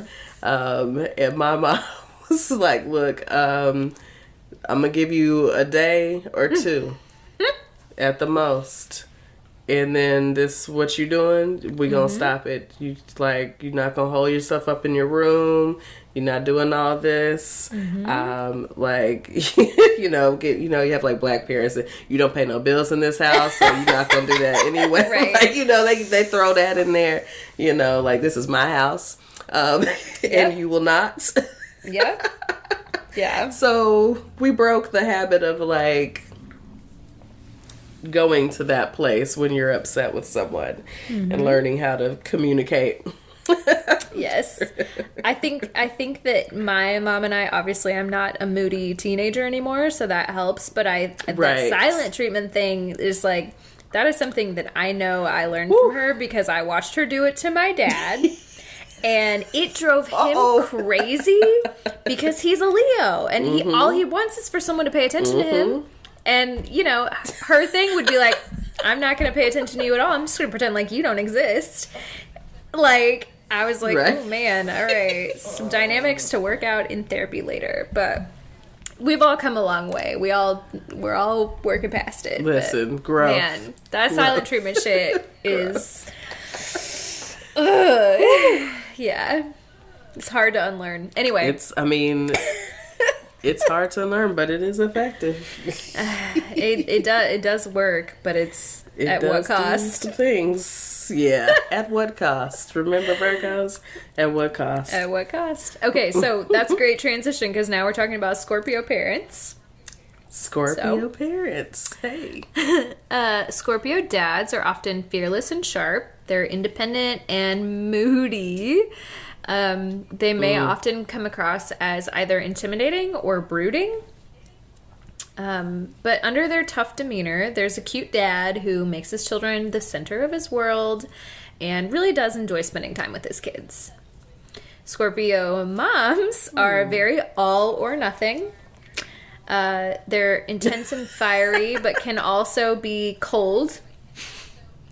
Okay. Yeah, can ice you out, right? Cold. She has a dark sense of humor, and even as your mother, she will remain mysterious and passionate. She's fierce when it comes to the people that she adores and loves to spend time with her family. As a parent, you often engage, or Scorpio parents often engage in tough love. They have an impressive resolve, and you pass that on to your children as well. They love taking up activities with their kids and doing these on a fun and productive, or like doing fun but also productive activities together. So, yeah. That thing about icing people out, I was like, that's a little too close to home. He's like, oops, like we called it out. So I never got to see that particular behavior from my mother, but it would not surprise me either. 'Cause just, passionate people, like, right. I get it. We're water signs, like we experience the range.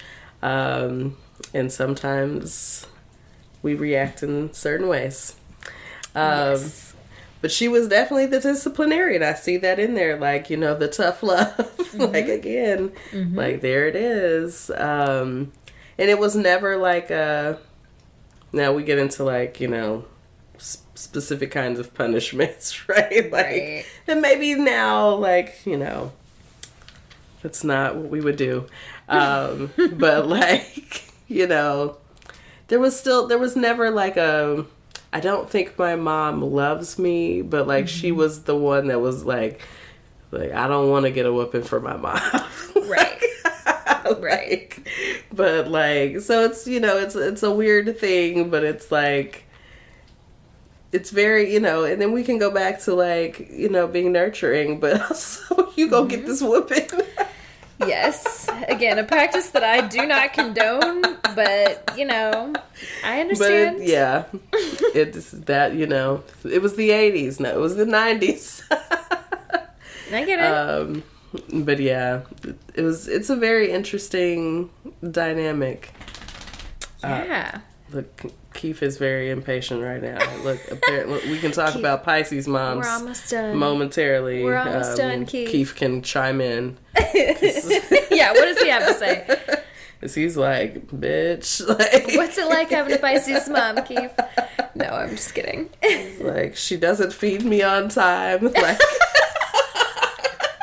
what can you do? What can you do? I have to remind her. I'm like, I know what time it is. You know, 30 minutes early. Like, looking at me like, now?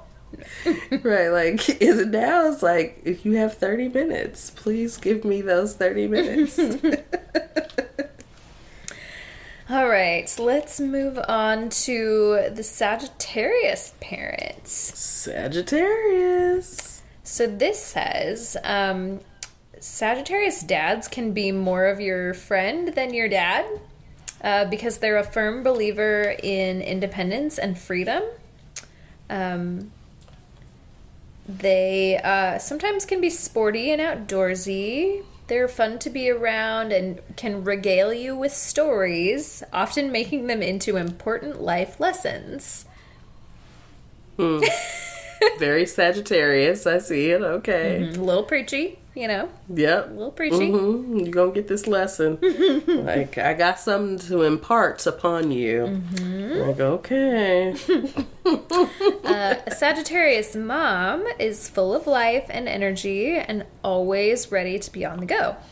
They have an insatiable curiosity and a knack for traveling. They're outdoorsy, and you're always guaranteed to have fun with the Sag mom. They like to try new things, and she also can be more of a friend than a mom. But, you know, then you get a lifelong companion. For Sag parents, parenting is an adventure, so they kind of just take life as it comes. They don't really worry about it too much. As long as they have some space and some freedom, then they're good. See, this is what throws me off again about my dad. Like, most of that does not. So I'm like, oh, there's something else happening in the chart that's throwing that off completely. Because I'm like, about the only thing is like maybe the friend part, and it's not even that I feel like my dad is more of a friend, but like I can remember growing up that like my friends very much liked my dad. Like, yeah, Mr. Kroom, you know, he's you know, they just liked him. Like, he's a likable guy. Yeah. But like, yeah, the rest of that not really tracking for you. Like, not like, again, he gives me very much like earth sign, like definitely somewhere between a Cap and a Virgo. Yeah, like, so, and it may be because I'm like, I don't have the page, I have it all written down on in front of me, but like I'm fairly sure there's some Virgo stuff in there, and or some Cap stuff that just makes it make more sense. And I'm like, he's got it. Maybe it's a rising thing. And that's the piece I don't have, but I'm like, it's not given Sag.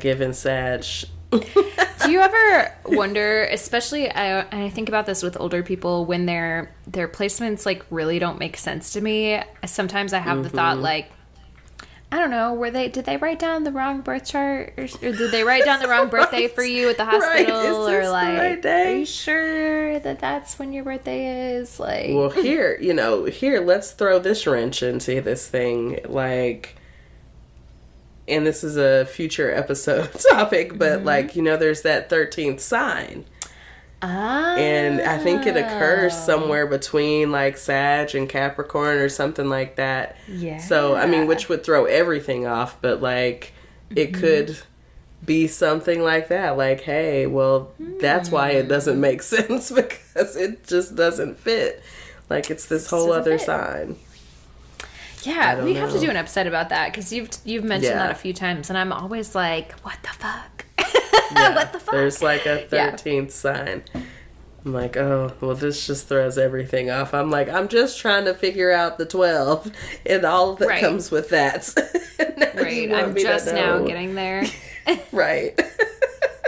Throwing everything off. You're just throwing everything off. But yeah. Yeah. All right. Sag dads. Sag and moms. dads and moms. And caregivers. And, yes. Yeah. Okay, so let's move into Capricorn. Capricorn dad is serious and businesslike, obviously. Often so immersed in their career that they forget to take care of themselves. Oops. Very much suits the image of a hardworking dad, will do anything to provide for his family, but very like traditional, loyal, whatever. Capricorn moms are very straightforward and hardworking as well, very reliable, and usually the more responsible parent in either, whatever parent it is, they're usually the more responsible one. They often tend to neglect their own wishes and needs, and is constantly striving to make their place in career and family. Practical, infused with logic and rationale, and obviously very fiercely protective of their children. There you go. Caps, nothing surprising. Yeah, nothing surprising. I mean, very much like that description made me think of my dad more than the Sag description. It's just like, yep, that's more in line. Like, this is like, my parents are the people that like, we had a contract when I got my car. Like, there's a contract of the conditions that you can drive this car. Like, anytime, like, you needed to, like, if you needed money, like, there's literally, like, a loan. All business. It's very business-like, and I, again, the lessons, that's the Sag, we're going to get this lesson because we want you to learn how to be an adult and all this stuff, but like, hello? It sounds very Capricorn to me. It's very Capricorn. Was he born in a leap year or something? I think he's a cusp, I think, maybe. But maybe. Maybe. I think he might be a cusp, but then cusp aren't really real. So then it again, that destroys really that. So I don't know. I think there's some Cap and some Virgo in there, and that probably accounts for all of that. Right. But I was also gonna say, like, we have a mutual friend that's a Capricorn. She's a mom, and I'm like, oh, that's so her. Yeah. Literally, I'm like, how are you doing? I'm like, did I get an answer for how you were doing? Like, you checking on me. Right. Right. How are you, ma'am? Literally. And she'll be like having like multiple things like falling apart. Like fully like a full like traumatic event has happened. And I'm like, and you let me sit over here and talk about this? Like, and you didn't start with that, like, right. Come on. Yeah. Like, you've had like 3 traumatic events and you're just like, I'm just doing, she's doing her thing. Like, doing her thing. Like, lady. All business. All business. All business. Being a fierce ass mom, just doing her thing. Loyally, very protective. Okay, listen. Yeah. Yes. So, okay, Cap. well, yep. That's Cap. No Cap. Cap. No Cap. Let's, is that an episode title? I think that's an episode title. Episode title. Okay, so let's talk about Aquarius. The Aquarius dad is a total chill dad. They're a firm believer in independence and believe that their children should learn from their own mistakes. They don't fret when the kids do something wrong, rather explains it to them rationally as to why they didn't do it right? Like, very rational conversation, not so much like disciplinarian, very much treating the kids like adults. That that makes me wonder if either of my parents have some Aquarius placements, because I feel like that with my dad that kind of makes sense. Yeah, if there was any sort of discipline, it was just like a conversation about, like, you know, why that doesn't work. Yeah. So we'll see. Aquarius moms are quirky at best, is what this says. Quirky at best. Yikes. Which, you know, somebody that we were talking about earlier in the pre-conversation is an Aquarius, so just keep that in mind. So they have innovative ideas about life, and it shows in different ways of upbringing. They're drawn to everything unique and innovative. They love to socialize and are very drawn to culture and history. They like taking on new projects. But the Aquarius parent will always be a creative and fun parent. You'll help your child, like, discover their abilities and strengths when they're on their own, not through heavy spoon feeding kind of guidance. So, yeah, I see that. Like, I have Aquarian friends, moms and dads, and like all of that is like all of them. yeah Very much so. I think it's cool, and I think that's like, I'm like, I have appreciation for it. Yeah, me too. I don't know, I've got some Aquarius placements. My Mars and Venus are both in Aquarius, and you know, that's it's part of it is relatable, I think. All right. Last but not least, Pisces. Okay. Pisces. So, Pisces dads are sentimental and caring, very protective of their children. They also tend to have pretty traditional family values that they try to impart in their kids. They're always looking to teach their kids kind of creative disciplines, to grow on their own, to discover their own selves, etc., etc. Pisces moms tend to be caring and extremely nurturing. They are warm and emotional, very thoughtful and kind towards their children, with like small gestures rather than like big grand gestures. So Pisces parents tend to be protective of their kids, but they also love them to no limits, being empathetic. They're able to naturally attune to their child's feelings and have creative and innovative ways of parenting. The type of person you are in this life and how you were in your... Oh, wait, never mind. Sorry. I don't know what I was just reading. That was an ad.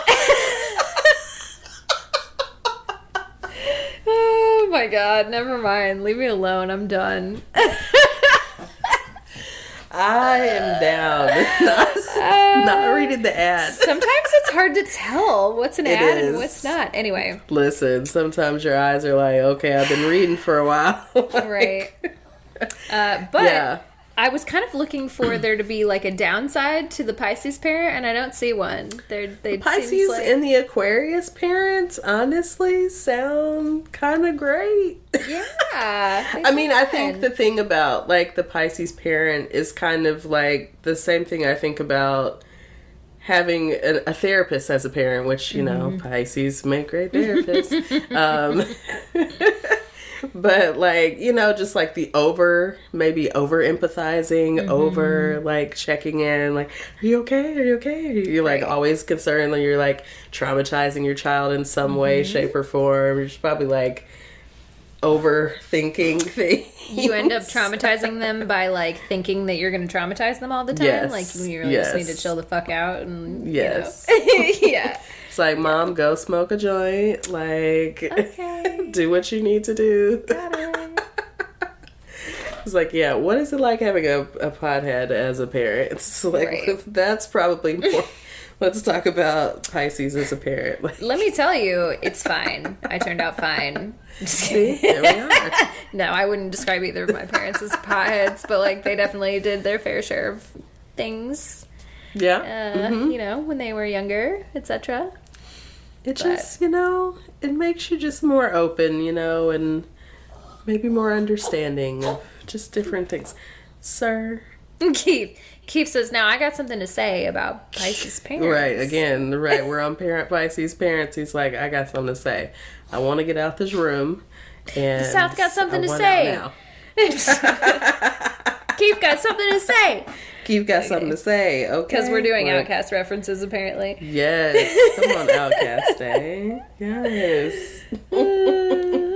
Yes, okay. Do you want to take our quick little break and then come back for the spell out? Yes. Let's do it. All right. We'll be right back.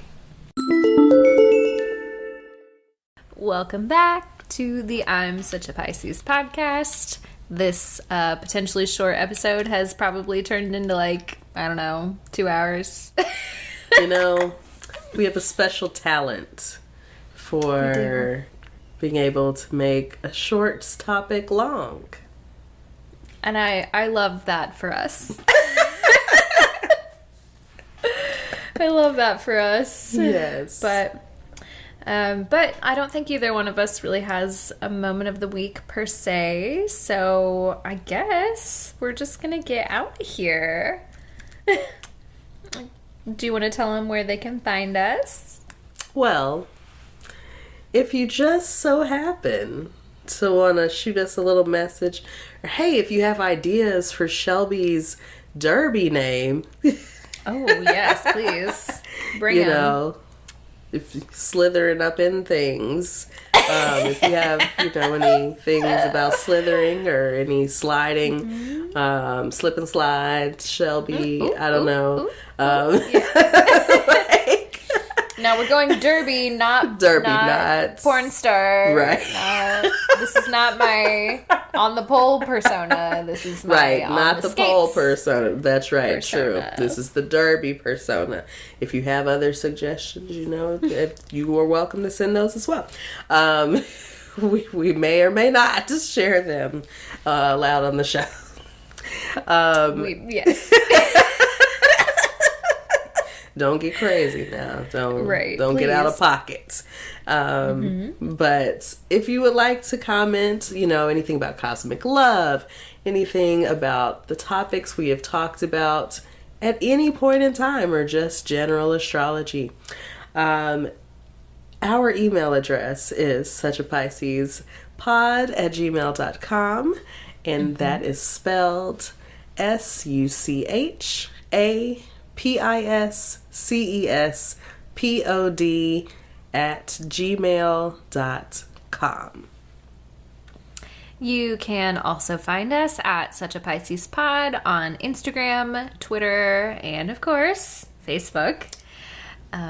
If you have not already, please subscribe to the show wherever you're listening to the podcast, and maybe, throw us a little 5-star review. Tell a friend about us. Whatever you can do. Right? Share the love, people. Yeah. Share our big Pisces love with the world. Come into our little bubble here. A little bubble. It's warm, with love on you, like Pisces moms, just want to understand you and we'll be very nurture empathetic. you. Yeah. Yeah. They'll give you freedom. Yeah. Yeah, give you space to create your own creative endeavors. Okay, I'm done. I don't know. That went on for a while. But anyway. All right, y'all. We will see you next week. Be safe. Yeah. Be safe. Bye. Bye.